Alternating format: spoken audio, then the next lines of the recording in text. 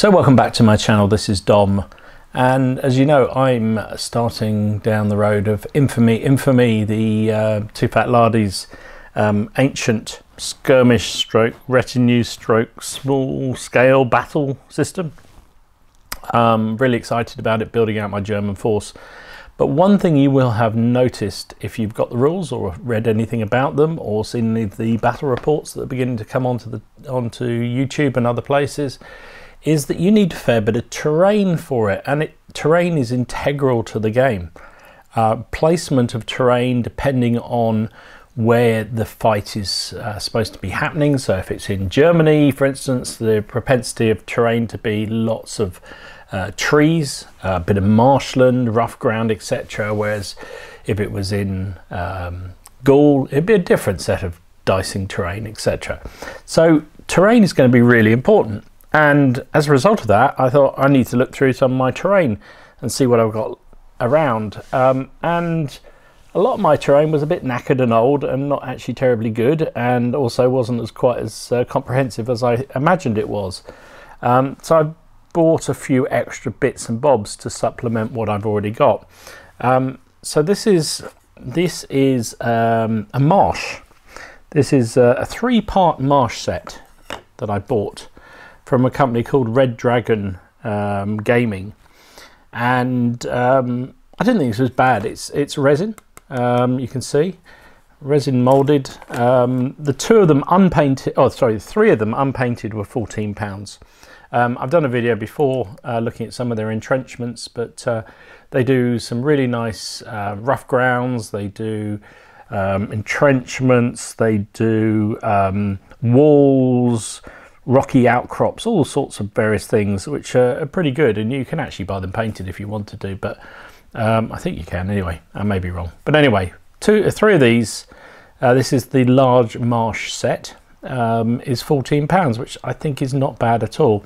So all I've done, and they didn't need any real cleaning up, I've just literally sprayed them with Russian uniform greeny brown, because I thought that was a perfect marshy colour, and that's all I've done so far. And actually, to be absolutely fair, I'd be almost tempted just to dry brush these as they stand, and they do nicely, but I'm not going to do that. I'm going to fiddle around, I'm going to play. I like the models that, oops, excuse me, I like the model. They've got these lovely clear bits which are obviously where the stagnant water is, and I thought, well, I've got this stuff, contrast plague bearer flesh. I wonder what that will look like on a browny greeny background. So there's only one way to find out, so let's have a go. Let's start with a smaller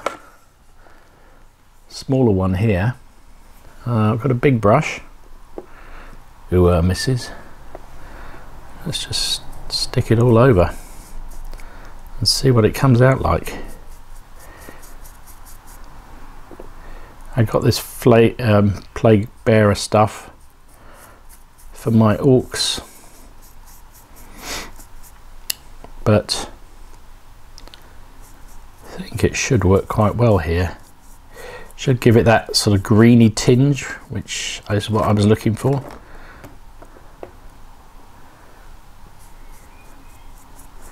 Because stagnant water can have a sort of nasty look. There you go. I think that could be promising. I'm going to do the rest, back in a minute. Okay, so that's them all done. It's still drying slightly, but I quite like the effect of it part drying actually. I might try and work out how I can do that.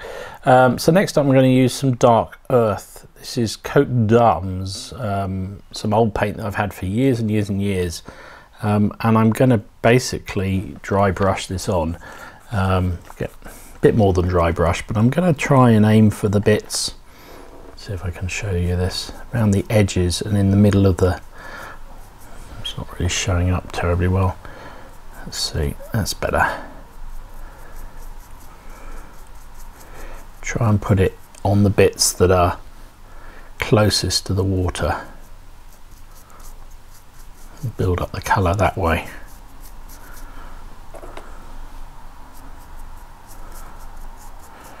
around the edges.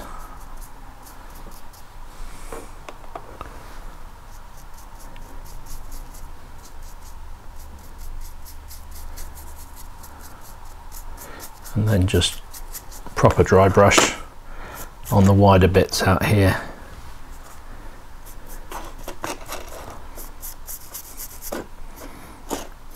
Most of these sort of resin train things have got so much detail on them. All you're really going to have to do is dry brush a lot of the time, because it's just to accentuate the colours, the bumps and the modelling they've put in them. Okay, I'm liking the way that's coming together. I'll do the rest and I'll be back. Okay, so I have, as you saw, sort of quite heavily, I was going to say dry brush, but it isn't really. It's actually got quite a lot of paint on the brush and dragged it over the top. Tried not to get into the divots of the moulding using this dark earth colour.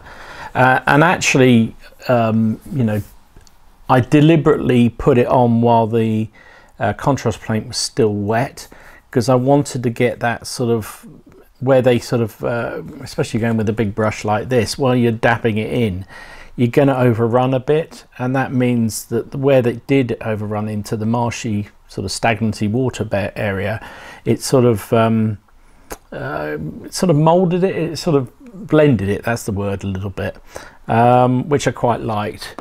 So I'm thinking of going a stage further and putting a little bit of Leviathan blue contrast paint on to where the marshy bit is.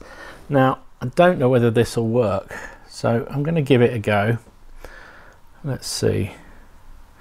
Yeah, that's not going to work. What I might need to do is water that down a bit. There you go. That's better.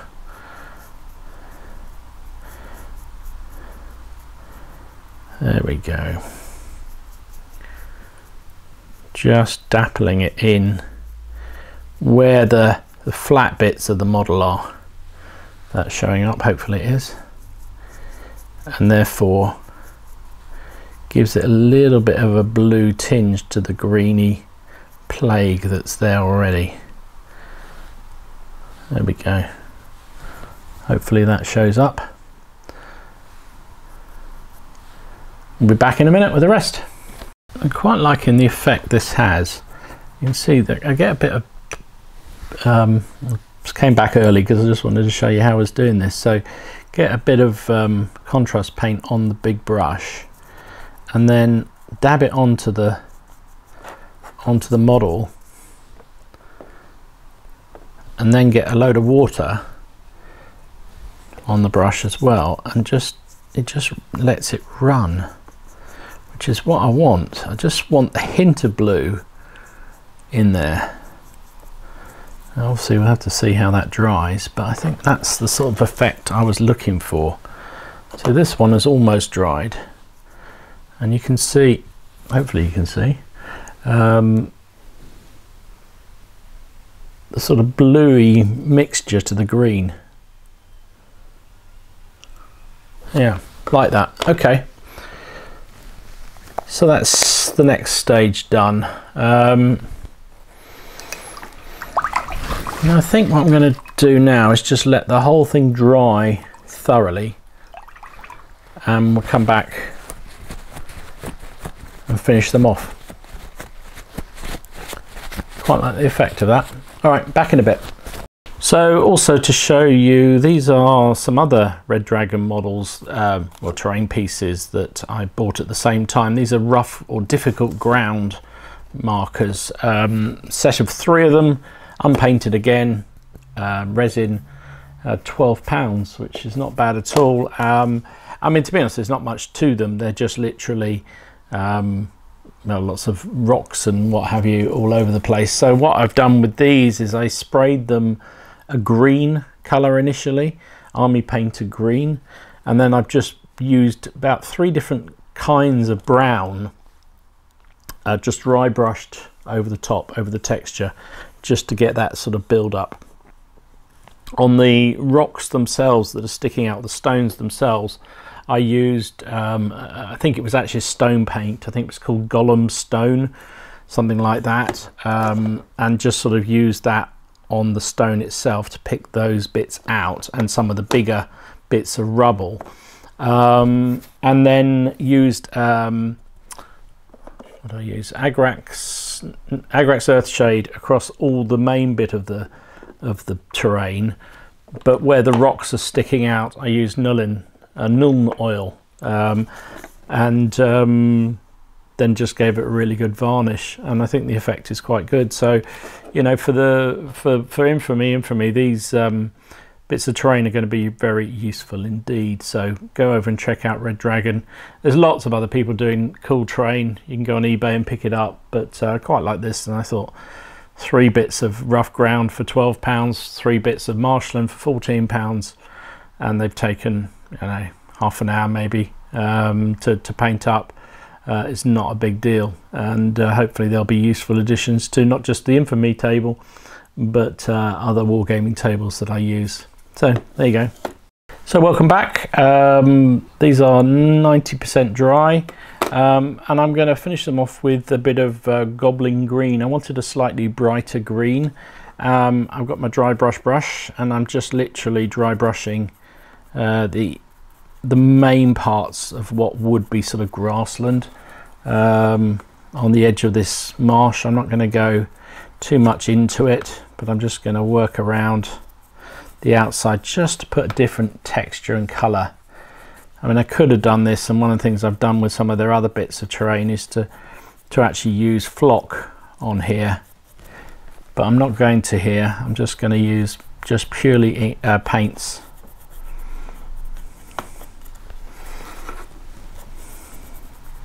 Like that. A little bit in the middle there. Let's get a little bit more on the brush. There we go, just some little bits of lighter dappling.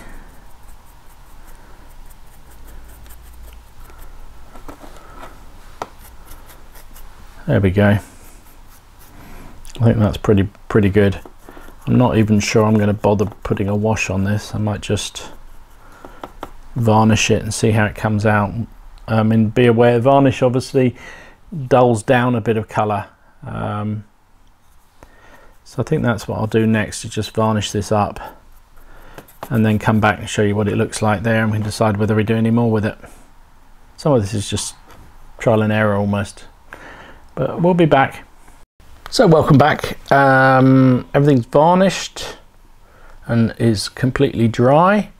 There's a bit of a shine on them where the water is supposed to be, and I kind of wanted that, so I'm quite pleased with that. I'm just going to try and accentuate it with this is Weathering Wash Dirty Yellow. No idea where I got it from, but one of those things that is just useful to have around, and I'm just going to slop that around the edges where the stagnant water would be on a marsh, like that. I could have done this before varnishing, but I kind of wanted a bit of a shine that comes like it's water surface, and I wasn't sure whether the matte varnish would just deaden it down, and I didn't want that to happen, so I'm doing it afterwards. There's no rules that varnish has to be the last thing you apply. Like, I often dry brush after. So hopefully that will dry with the shine. So let's leave that for a minute. And what I'm going to do next is add some tufts. So I've got these sort of tufts. Where did the other ones go? Oh, here, these tufts. So I'm just going to put a couple of these down like they're reeds or something. So I'm going to use super glue because I don't want them to come off. And this way we just get a little bit of depth. One there, one there, one there, another one over there. Let's just do those first, see how it looks.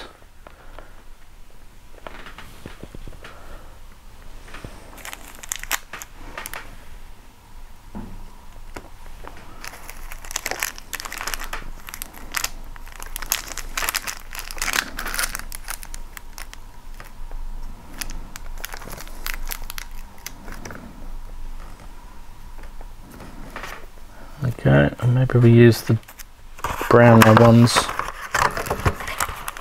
as well. Put them over there.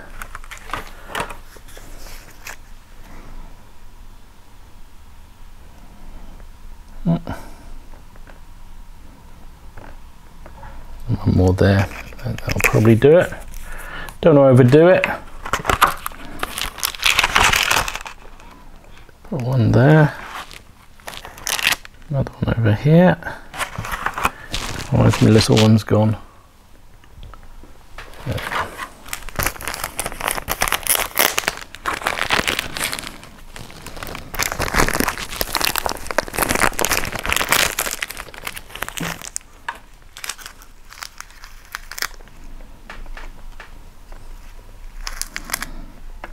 And there we go. So we'll finish these up, we'll be back in a bit.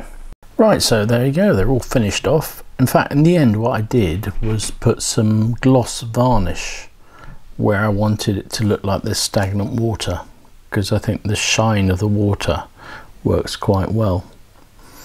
So obviously all the tufts are in place. And there you go.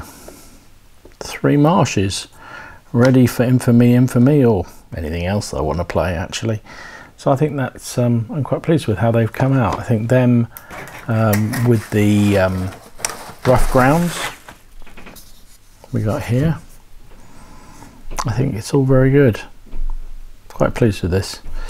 So there you go. Hope that was interesting and useful to you. You're going to need a lot of terrain with Infamy, so make sure you've got some. And you can make it out of cardboard, and you can make it out of bits of old carpet and stuff like that, of course. But you know, there's also some very good and relatively cheap product out there if you take a look. But I hope you found that useful and interesting. If you did, please give it a like and subscribe to the channel if you haven't already done so. And I will see you again soon. This is Dom signing out.